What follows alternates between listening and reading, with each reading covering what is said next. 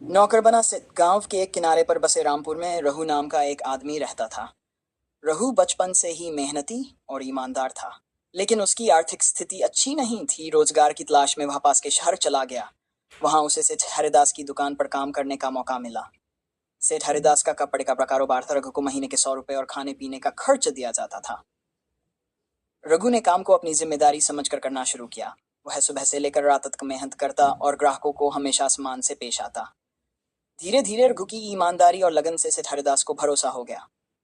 एक दिन सेठ ने उसे दुकान का हिसाब किताब देखने की जिम्मेदारी। रघु ने इस जिम्मेदारी को भी पूरी निष्ठा से निभाया। वह किसी भी चीज में चोरी चकारी नहीं करता था और सेठ के पैसे की एक एक पाई का ध्यान रखता था। रघु की तरक्की। रघु की मेहनत और ईमानदारी ने दुकान की बिक्री बढ़ा दी। ग्राहक उसकी मधुर वाणी और अच्छा व्यवहार देखकर बार बार आने लगे। धीरे धीरे सेठ हरिदास ने रघु पर इतना भरोसा कर लिया कि दुकान के सारे महत्वपूर्ण फैसले भी उससे पूछकर लेने लगे। कुछ साल बाद सेठ हरिदास बूढ़े हो गए। अब वह दुकान पर ज्यादा समय नहीं दे पाते थे। उन्होंने दुकान की पूरी जिम्मेदारी रघु को सौंप दी।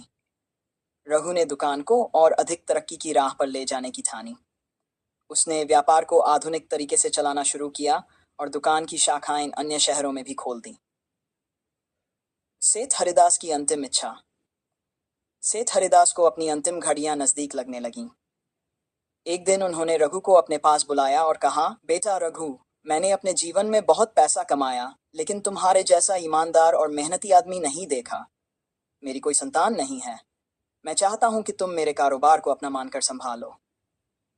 रघु ने सेठ का आशीर्वाद लिया और वादा किया कि वह उनके नाम को कभी बदनाम नहीं होने देगा।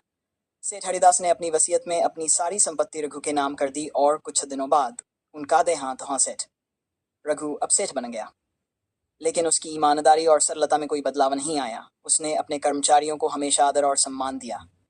गरीबों की मदद करना और जरूरतमंदों का सहारा बनना उसकी प्राथमिकता बन गई। रघु की इस दयालुता और सादगी के कारण लोग उसे और अधिक पसंद करने लगे।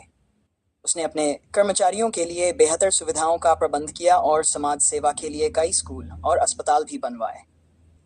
संदेश। यह कहानी हमें सिखाती है कि ईमानदारी, मेहनत और अच्छा व्यवहार व्यक्ति को कहीं से कहीं तक पहुंचा सकता है। रघु ने एक साधारण नौकर से बड़ा सेठ बनकर यह साबित कर दिया कि यदि इरादे नेक हों और मेहनत सच्ची हो तो सफलता अवश्य मिलती है। अगर आपको ये कहानी पसंद आई हो तो हमारे चैनल को सब्सक्राइब करना न भूलें, वीडियो को लाइक करें और अपनी राय कमेंट में ज़रूर बताएं। आपका प्यार और समर्थन ही हमारी सबसे बड़ी प्रेरणा है।